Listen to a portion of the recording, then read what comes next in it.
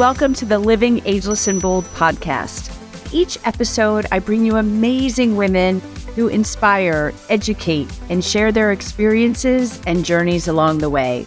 So grab a glass of wine or a cup of coffee, find a cozy spot, and let's relax and have some fun hearing what can be accomplished after 55. Hi, everybody. Welcome to this week's edition of Living Ageless and Bold. I'm super excited to have fellow podcaster Wendy Green with me today. We have so much in common. One thing that we're both super passionate about is redefining aging. Her podcast is Boomer Banter, real talk about aging well, which empowers baby boomers to embrace life after 60. And she also coaches people in this demographic to find purpose and connection and vitality in this next chapter. So welcome, Wendy. I'm so glad to have you here. Christina, I am so excited to be here with you. Thank you. Yeah, we're in our little niche here, our podcasts that are just so connected to people our age, which I love because we are a really powerful group. We are. We really are powerful. And the women in this group too, in this age demographic, man, we are just redefining as we go. I love it. I absolutely love it. But let's go back a little bit. Let's talk about, because it is a journey to get where you are. And I tell the story, even 2 years ago, 2.5 years ago. So now my podcast has been out for 2 years. People were like, Christina, you should do a podcast about PR because that's my day job. Right. And I'm like, I don't want to do that. But then this one lit me up. Like this one I got so excited about it. So let's go back a little bit to get you to what got you excited about starting your podcast. Yeah, sure. You know what? It was never on my mind. Yeah, right? Yeah. My whole career has been in technology and it's been in training and development. And then I moved into life coaching.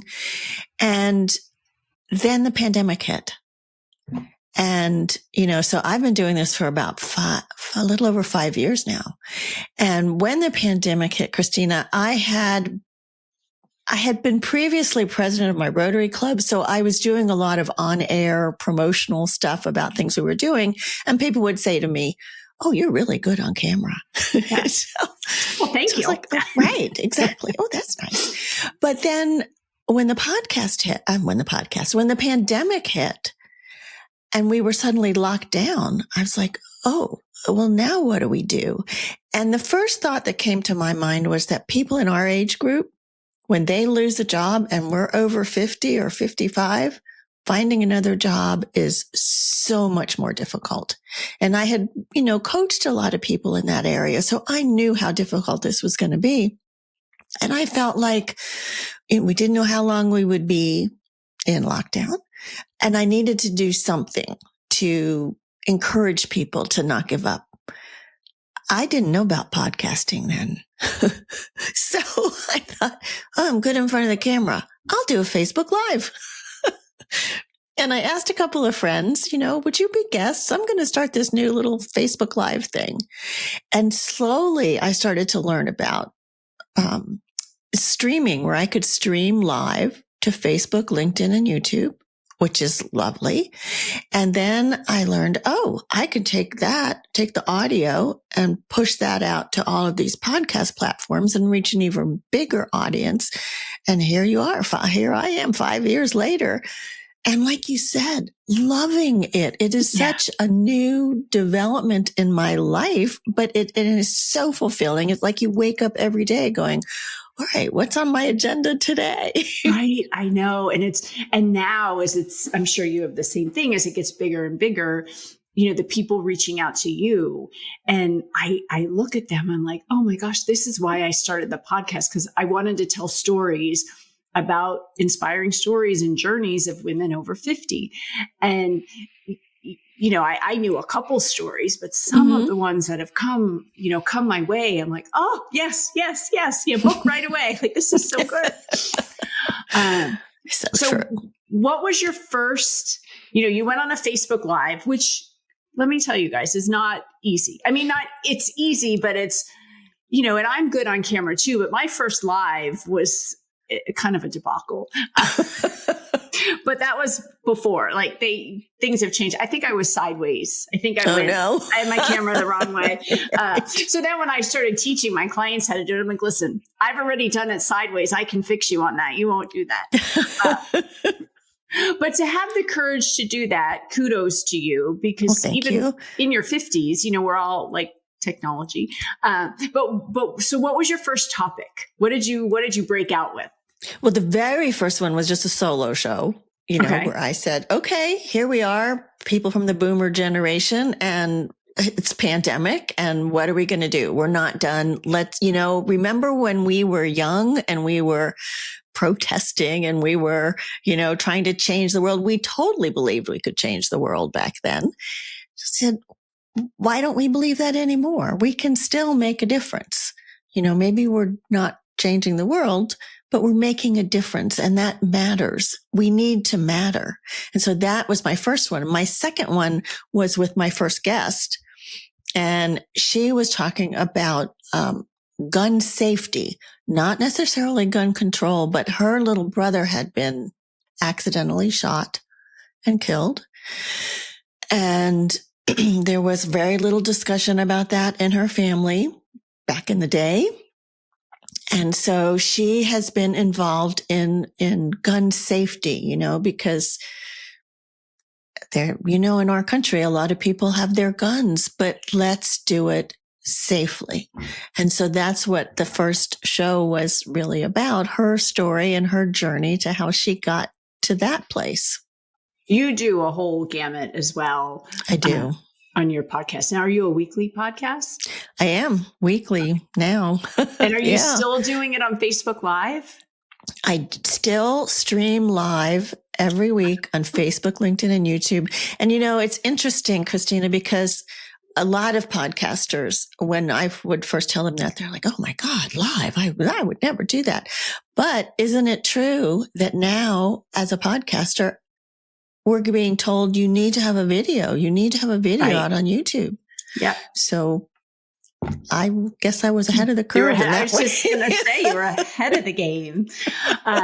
So you focus in four kind of main topic areas on your podcast. Let's talk about each one a little bit and go deeper on it, because they're really important topics. You're really giving value in certain areas to people in this age group. Thanks. Yeah. No, I did start out telling stories a lot like what you're doing. Yeah. But then I decided I needed to give people more skills. I'm a coach, right? So I needed to give people the skills to use to really age well. And so one of the first things I think we need to focus on is our financial literacy. So most of us, as we're preparing to retire, we talk to our financial planners and they say, work another 4 years or you're ready or whatever, and so, but that's all they think about. They don't think about our lifestyle. So as understanding financial literacy, yes, we need to know how we are, but we also need to question what kind of life we want to live and what our financial standards are and how we can live up to that, right? So we covered that in lots of different ways. In fact, like last week, we talked about luxury budget travel, right? Ooh. So that tell us a little something about that. That sounds great. That was an amazing interview because what she says is, in our age group, we don't really want to sleep on the ground and in a tent anymore. We need that comfortable bed. We need the shower in our room. So that's the luxury part of it. We don't have to stay at the Four Seasons, but we do need some of our creature comforts. And she had so many wonderful tips and resources about how to find the best airfare and what kinds of trips to look for. And, that glamping can still take you out camping, but you're in this beautiful setting and you have a bed and you have, so it was great. There were so many great ideas. We did an African safari 2 years ago. Did you? And yeah, we did. Oh, it was amazing. And we went to 4 camps and we did the gamut. We did the 6-star resort at the end. But one of the ones that we really loved, we were in a canvas tent. Yeah. We didn't pitch the tent, there were lions out there, but we had a bed and we had a beautiful bathroom, it was wooden. I mean, it was rustic, but yes. So we did have that. And when you were walking on the ground, you had a canvas mat there. So yes, there are things you can do to glam, but make it comfortable. Yeah. Right. I did that in Costa Rica. It was amazing. But yeah. So that's one area. So another area is relationships, right? Because we hear so many reports about the loneliness. And so I'm 71. And so people in my age group, we see a lot of people that are widows or widowers, and the sense of loneliness becomes really difficult. And when you've been so used to being with a partner, and also friendships, you lose your friendships, and so you start to get unsure of yourself when you want to go out and meet a new friend or meet potentially a new partner. And so we talk a lot about what it takes, the little baby steps that it takes to go out and build those friendships. Because at the end of the day, if we live long enough, we'll all end up being solo agers. And so we need to know who is going to be our 2:00 in the morning person, should we ever need that. So we talk about that. What's a tip? Give one tip. Because we have had people talking, on about these things too. And I think just hearing it consistently, like what's one thing you can do? All of a sudden you find yourself alone.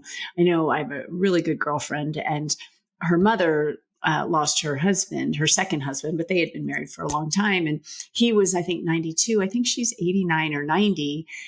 And she's like, so she moved into an over 50 community, and she keeps saying, I wish I had done this before he passed, but now I'm here kind of alone. How do I find a friend? And it's difficult. It is difficult because my mother also is in one of those communities, and, they start to form their own little cliques in a lot of ways. So how do you break into that? Yeah. I know, right? And we talk about transitions, right? So it's very similar to that transition when you go from, remember middle school, how horrible that was? Yes. Right? Yes. You were this either was before in social the cool media. Crowd. Yeah. Oh, right. Now it's even worse. I know. Yeah. But you were either in the in crowd or you were not. And trying to figure out who you are. And that happens again in this situation. So your girlfriend's mother, who's now suddenly alone after being partnered for all those years. Well, who am I now? What am I interested in without my partner? Right? What do I like to do? Do I want to invite people over? So you have to start by thinking about yourself again, which is not common at that point when you've been so used to being with somebody. So figuring out what is it that you like to do. If it's reading, find a book club. If it's walking, find someone to walk with. If it's right now, there's this cultural event going on where my mom lives, and she's going to some of those meetings and learning about Mexico and Israel and Canada and all these different places. And, that's wonderful. And when you're there, talk to somebody, ask a question, just a little hello. Yeah. Because you don't know if that other person isn't also feeling scared and lonely. And you just opened the door for them. Such a great point. And I do feel that these communities, the over 50 communities, because I know when my mom moved into hers, and she moved, my aunt lives there too. They live in separate buildings, but they're sisters. My aunt loves to work out. So she's got people she goes to the gym with, and she loves shopping. My mom's not a big shopper, but my mom got really involved in like the community play, and she does stuff for the church, all the technology, because she's even in her 80s, she's really good at like the computer and video and stuff like that. Good for her.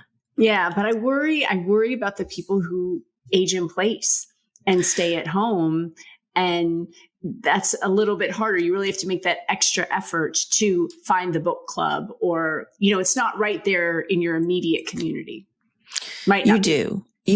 And I think the other thing that is important for us as we age is to have friends in different age groups. Like I have several friends that are, 20 years younger than me.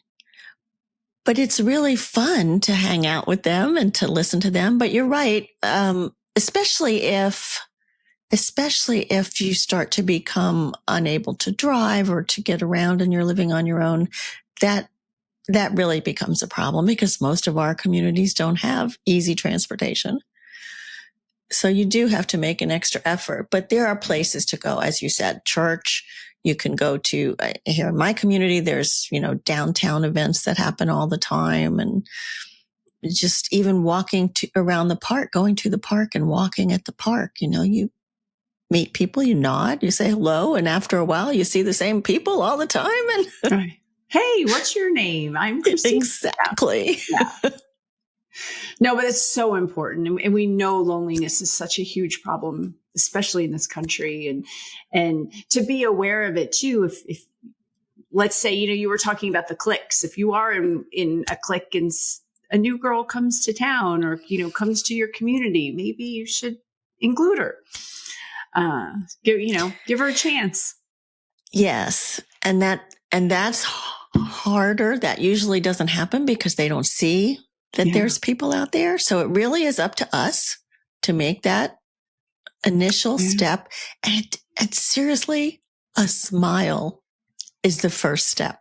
You look somebody in the eye and you smile at them, and amazing what that can do. Right?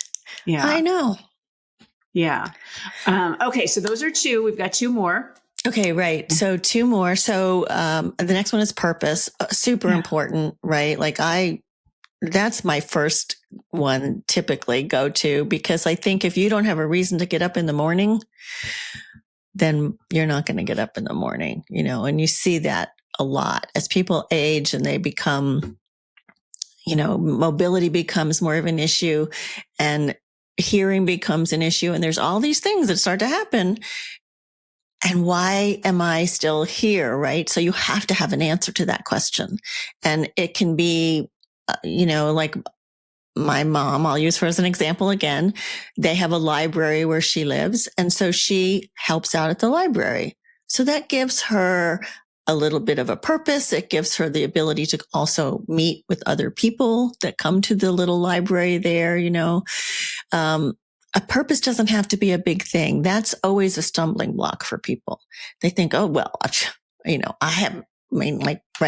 was a PR person and now I raised kids and now I'm grown up and nobody needs me anymore. What am I going to do? Your purpose can be passing on family recipes. Your purpose can be organizing family photos, It can be sharing the stories of your ancestors with your grandkids. It doesn't have to be this major, big, capital P purpose. That's such a great point. Yeah, it has to be something that lights you up, that you feel good about. Right. Whatever that is, knitting, cooking, gardening, walking, telling stories, whatever that is, doing a podcast. Yeah, I've had lots of guests and we talk about more so not purpose, but more so like starting a business. Like, what do you do? A lot of people retire or are empty nesters at 52, 53, early 50s, and they're young and they're fit and they're healthy. And now what? And that's what a lot of these experts say is tap into what used to bring you joy. Mm-hmm. Did you like art? What was it that you liked? And it's so interesting because from doing this podcast, it's like, I used to write in my 20s. I was a freelance writer and I loved it. And I started doing it this year. You did? So, yes. So I am actually being paid to write articles. And again, this podcast gives me such a great platform to share these stories. I'm like, why am I not sharing it on an even bigger platform? So, but I tapped into, from talking to people like you, it was like, oh, I do miss writing. I like that. I like it a lot. So I love that you did that. That's fabulous. I did, 58 years old. I did it in my 20s, and now it's come full circle in my late 50s. And that is the beauty of discovery, of redefining ourselves. Yeah. As we age. That's the beauty of it, because you get to pull back from what did I have to leave behind because I had to make a living and I was busy and I was raising, I used to like to play music. Maybe I'll play music again. Right? It's so exciting. That is kind of on my bucket list. I never learned piano. I was like, I just think my uncle could just hear any song and walk up to a piano and play it. Oh man, that's a gift. He was incredible. And it's like, well, maybe I'll take piano lessons. I don't know. Yes, you will. We'll see what's next in my 60s. Wendy, I have to ask you just brought up your mother and you said she works in the library. You also just said you're 71. Yes. So how old is your mother? She's 95. Wow. I know. What a blessing. That's amazing. Yeah. She's 95. She's struggling a bit now, because her second husband passed away in August last year. And she's really having a hard time figuring out who she is and what she wants to do because of limitations that she now has. But, she's 95. She's probably done a lot. She's done so much, and I give her so much credit that she still goes out there and works in the library, and she does little chair exercise classes, and so she's doing what she can do. She reads.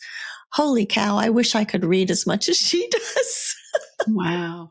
It's interesting. I have an aunt who's 89, and she's just always been active and traveled and worked. And she's another one. She retired from her job. She had a career, not a job. She had a career, and found out she was a great painter.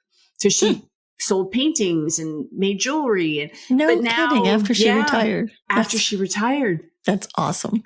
But now at 89, same thing. She's slowing down a little. My uncle is still alive, but she keeps saying, I think 90's it for me. I think I've lived my life and I'm fine. That's 90's good. I'm like, oh my gosh, don't say that. I know. But when you've lived this full life, which it sounds like your mother has too, okay, she could be a little down at 95, I guess. I know. And she says the same thing. Like she'll tell me, she'll go to this lady in the hall. She says, she's 100 and she's still just sharp as she can be. And I said, isn't that great? And she goes, no, not really. What do you mean? No, not really. She goes, I don't want to live to 100. That's so funny. It's just like Mom. My aunt. Okay. That's fair. I know. Fair enough. Okay. Health, mental and physical health. Oh, yes. The last one I talk about, right? The mental and physical health. Thank you.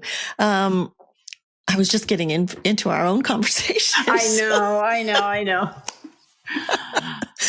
Yeah. So absolutely. I mean, I'm getting ready to do another solo show. And that's one of the big things about the perception of aging, like we were just talking about my mother, your aunt, it's like, oh, I'm old now. I don't want to do it. But the perception of aging is so influenced by not just how we define ourselves, but how mobile we can feel. And so movement is so important. And there have been studies that have said, even if you could every hour walk for 10 minutes, 5 minutes even, just move. And the brain chemistry, the serotonin that gets ignited when you're moving helps with your whole well-being and your whole attitude. So I cover the gamut. I mean, we talk about regular physical exercise, people that have overcome depression by in their 60s taking up marathon running, which is not something I want to do, but it's worked for them. So that's awesome. We talk about nutrition and, there's all kinds of different stories about what's the right way to eat and what supplements you might need. I don't do much about supplements because I think that's more controversial, but vegetarian diets or the Mediterranean diet. So we'll talk about that. And then we do talk a lot about mental wellness. And I do think that has a lot to do with your attitude and your perceptions of how you see yourself and how you respond to how the world sees you. That is probably like the greatest nugget you could have given. We just went through something with my husband. He was diagnosed with cancer, and thank God they caught it. I mean, it was huge, but they caught it before it spread. And thank God. But he has been so optimistic through all of this. And every, provider we talked to, and through the podcast, I interviewed somebody at the V Foundation, and she's been just incredible with us. I had access to her, for help and questions. And she said that too. She said, that's the number one thing in immunology is the attitude and the brain. So true. Yeah. And to have that positive focus, and every doctor keeps saying to him, this is why this is all working for you. Like he's just laser focused. This is it. Done. We're good. I'm happy.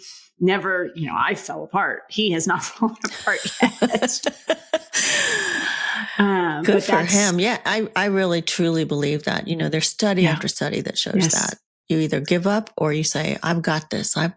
And even if, there are stories of people that lose the battle. Like I did an interview with Tuesdays with Maury, his son, Maury Schwartz. Maury? Yes. Tuesdays with Maury? I know of him. Certainly. Right. He died of ALS. And a fabulous, fabulous story. I did his son on one of my shows. And Maury, up until the end, kept such a beautiful, positive attitude and a sense of humor. And, he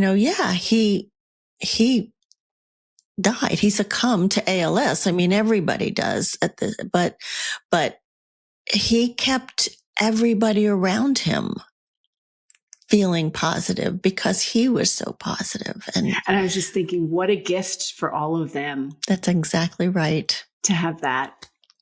Yeah. Wow. That was a great book and a great show. Yeah. Yeah. And you have high 200s of shows. I'm going to go have to dive into a lot of your episodes. I do. I think I'm on 257 or 58, something like that. That's fantastic. Yeah. Yeah. But they all sound great.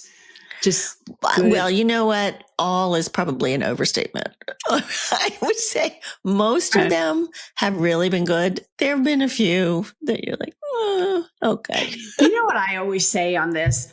If I can impact one person in one show. In this interview, you have given so many nuggets of wisdom for people listening. And it really is. I'm really enjoying talking to you. I mean, I wish we could go on for another 30 minutes and then I could learn more about you too. I always say these episodes go fast. They really do. I know. I got to get you on my show, Christina. I would love it. No, it really is. It's really fun to be able to be happy at this time in my life and to be able to share people like you who can help people. We are losing friends and spouses, and going through this cancer scare was mind blowing. Yes, I'm sure.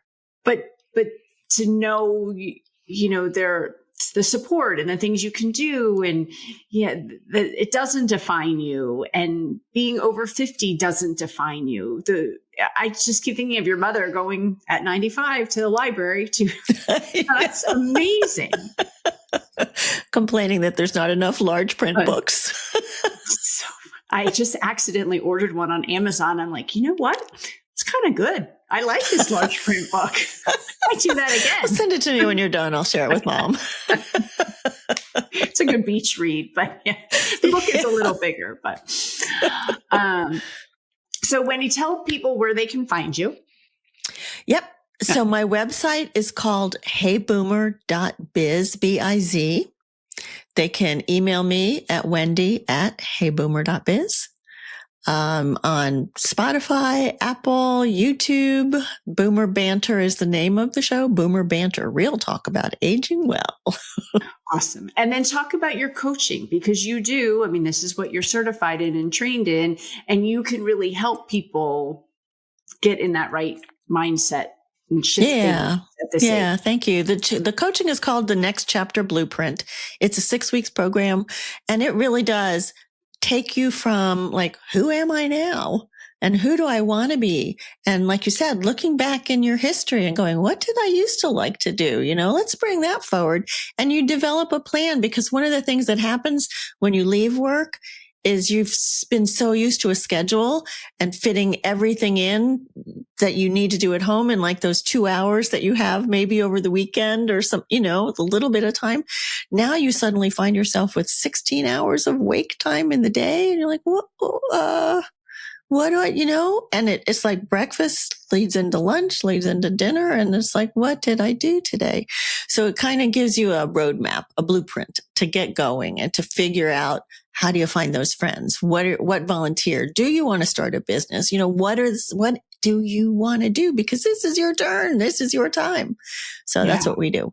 That's fantastic. What a great service that you have. So that's wonderful. That's all on Wendy's website.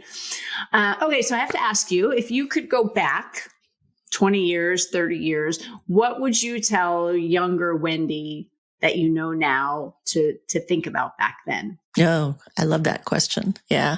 So I would say stay open, stay curious, because you never know, right? Things seem to be going along great, and then something happens. Yeah. And that old saying, one door closes, another door opens. But if you're not staying curious, you might not see that open door. So be brave, walk through the door, and see where it goes. Oh, I love that. I love that. And everybody listening and watching, we all know people in this age group that need some guidance and some help. So please share this episode with them so they can hear from Wendy and possibly work with her and get help with that next chapter. So Wendy, thank you so much for joining me today. Christina, it's been so much fun. Thank you so much for inviting me.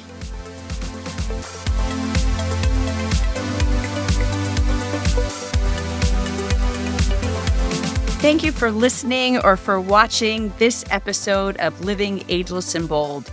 If you haven't already, please make sure you hit subscribe. And if you like the episode, I hope that you will give us a great review. You can also head over to livingagelessandbold.com and sign up for information, inspiration, and exclusive opportunities for us, women over 55. Thanks for listening. And remember, no matter what you do, keep living ageless and bold.